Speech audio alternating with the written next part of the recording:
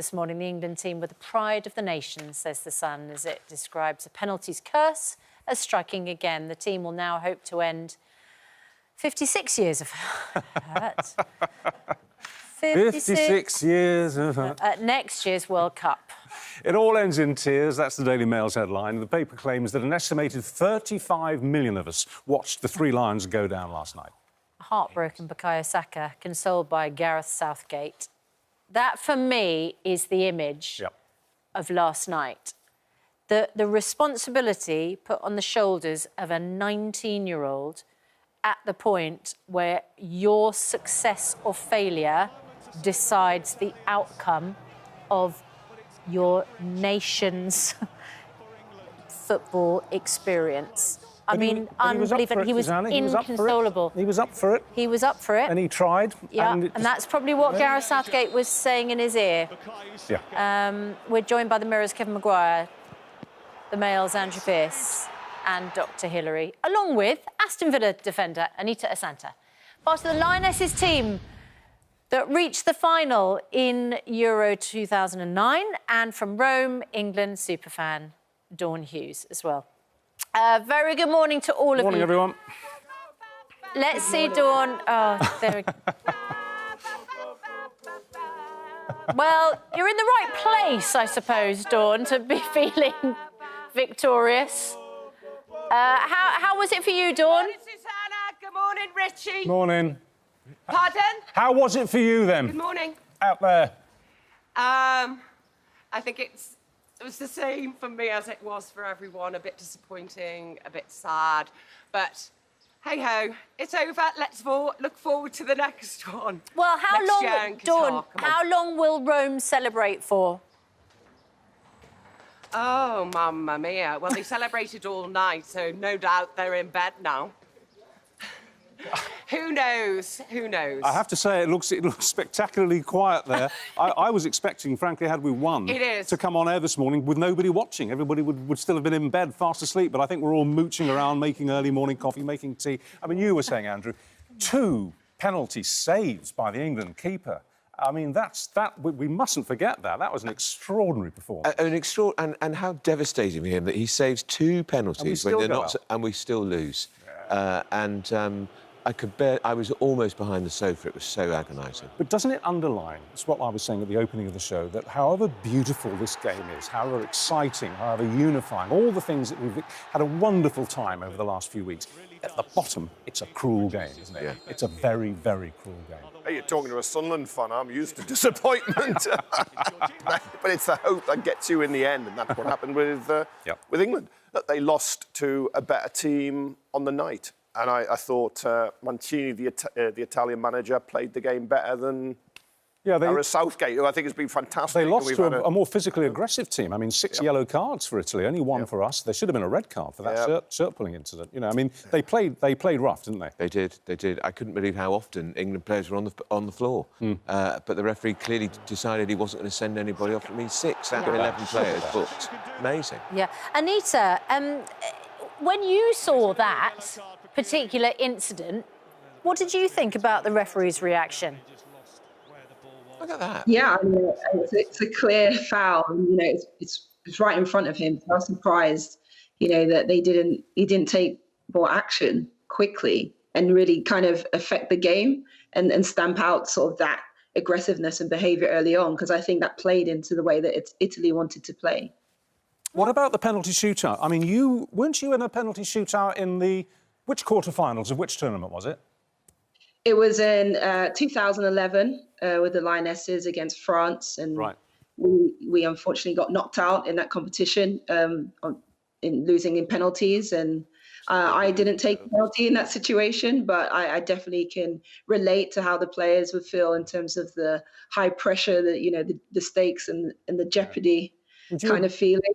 Would you agree with what was said earlier by the Daily Mirror sports guy, that actually you can practice and practice and practice and practice penalties all you like, you can spend all week practicing them, but when it comes to it at the tournament level, it's a totally different ball game?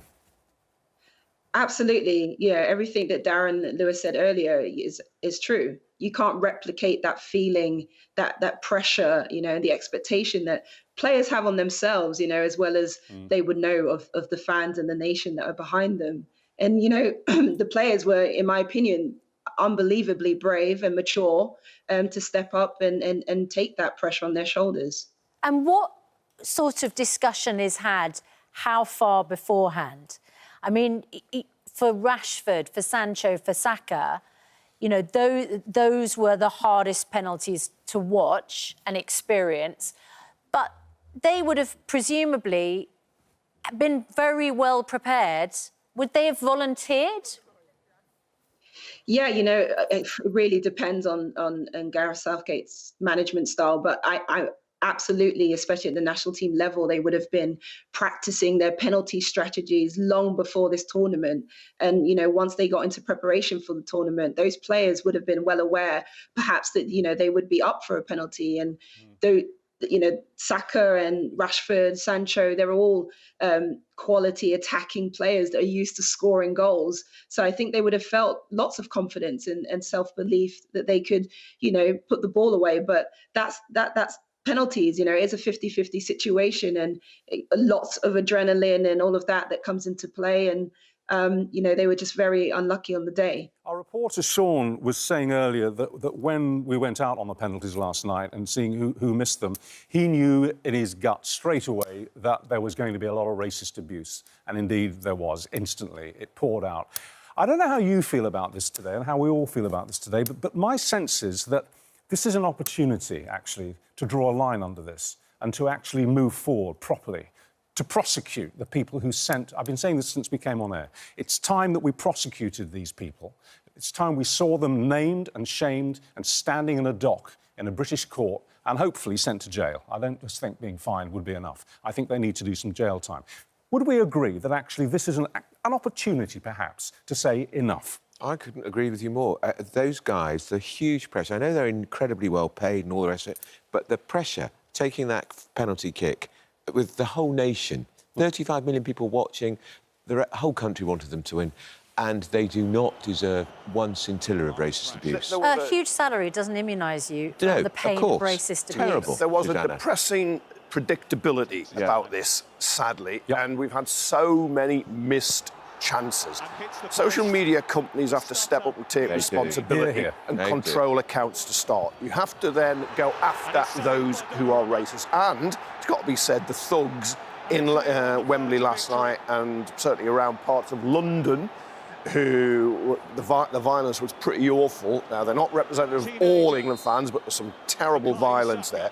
You've got to go after these people because they're parasites on football. It's a wider societal problem, but they're parasites on football. Absolutely. Completely. Anita, what would you say to social media companies? I mean, I just found it absolutely astonishing that the abuse was able to be public for such a long... These weren't just private messages. I mean, that in itself is disgusting. But these messages were public for everybody to see who was using social media last night. And they were up there for... I mean, why aren't they just deleted immediately? Yeah, right. Yeah, I couldn't agree with you more, Susanna. I think, you know, we're at a time where, like you say, there was a predictability about this. So it's for the social media companies to be vigilant and really take action. You know, they have the tech to stop a lot of things that go on social media, you know, when it comes to copyright and other things. So I think we're at a point where they definitely can control and at least, you know, stop the anonymity of users that choose to use the platform, you know, to be abusive. And I think it's a shame that the players who have really brought the whole nation together and united us and you know on this journey, this wonderful journey we've all been able to go on, have to deal with this on social media. And one of the functions of criminal justice punishment is deterrent. That's one of the functions of sentencing, whether it's a fine or whether it's imprisonment. It's to deter others from doing the same thing. And that's why I think it's so important that criminal it's not just that the police investigate and come up with a paper report in 2 weeks' time, but they actually go knocking on doors. It's not just racial abuse either, is it? It's abuse of every kind. And I believe that social media is responsible for a huge increase in mental health issues. I agree hugely. with you. I couldn't agree more. And we've got to stop the anonymity of anyone who uses... We've got to be able to identify anyone who uses it. Yep. What is wrong with that? Yep. If people want to abuse and bully, let them be identifiable.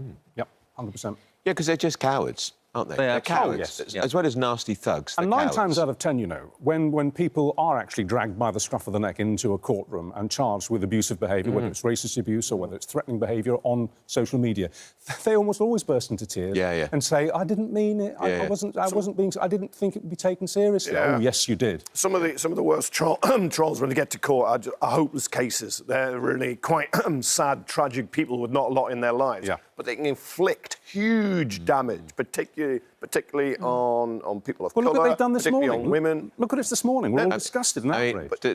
That lad, that 19-year-old lad who missed the last penalty, he's going to be scarred by this for a very long time. Well, and that's even before he sees the racist abuse. I think Hilary put his finger on it. Yeah. Actually, rather than criminal action, it is social media companies stopping the anonymity. So you have to register who you are, show who you are. Can I just... OK, I totally agree that those who inflict or say racist abuse should be exposed.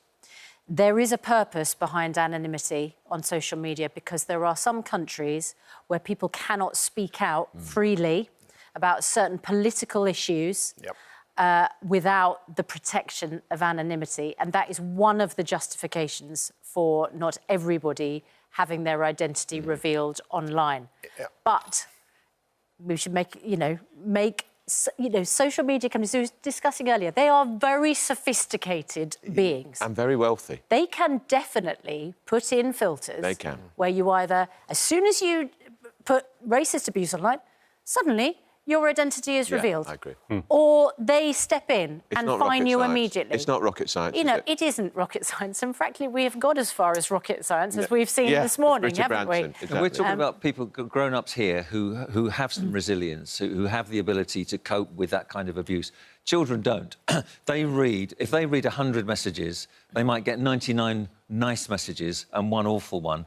What is the one they read constantly? It's the awful one. Yeah. So it has a disproportionate effect on mental health. It makes people anxious, it makes people depressed, it drives some people to suicide. Something has to be done. I don't know why we don't hear from these companies trying to defend what they do. We never hear from them. No, you're right. They're anonymous as well. And the thing is, you'd want every single one of those players this morning to wake up to the voice of the nation saying, we are so proud of you. We're proud of you. You showed so much courage. You had the hearts and minds and courage of lions last night. And you know, you'll deal with the disappointment and you will come back stronger. And Susanna... And as you say, Dr. Hilary, what actually will happen is they'll see the abuse they get sent and all of that positivity will be infected. They captured so many people who've not been interested in football before. People like me swept along in this extraordinary adventure. People like you. Absolutely, like me. And I was heartbroken they didn't win last night. But listen, let's just end on a positive note here. Yes. We got to the final. We did. Nobody would have predicted that 2 months ago. Right. We got all the way. We went to the last possible moment, OK? Yeah. We nearly did it. I know. They missed penalties as well. It was as close as that. Yeah. What does that say about the World Cup next year? We've got a young team with a great manager. Come on, Kevin, it's coming home, surely. Yes. Rather than going to Rome. Yeah, I know. But seriously, we're in a fantastic position to do well in the World Cup, aren't we? I like you trying. I might feel it later on. It's a little bit early for me. It's too soon, all right. You're right, although the problem with the World Cup is France probably won't get knocked out as early and you'll have Brazil and Argentina in too. It'll be even harder to win. Yeah. It was that little bit of luck at every turn, wasn't it, Kevin, this time round, which felt so good. Can we end with Dawn in Rome? Because, Dawn, what would your... have you lost your Italian fans? Look, Dawn, you're a brilliant rallier. What would you say to that incredible group of lads last night? Well, I'd say pick yourself up, dust yourself down, and tomorrow is another day. Come on, lads. Have a 2-week break. Then you've got the Premier League, and then next year you've got Qatar to look forward. So OK, Dawn. that's what I'd say to them. Come on, England. Couldn't agree more, Dawn. Nicely put. And it's been great talking to you all this time in Rome over the last couple of weeks. You've become a national star.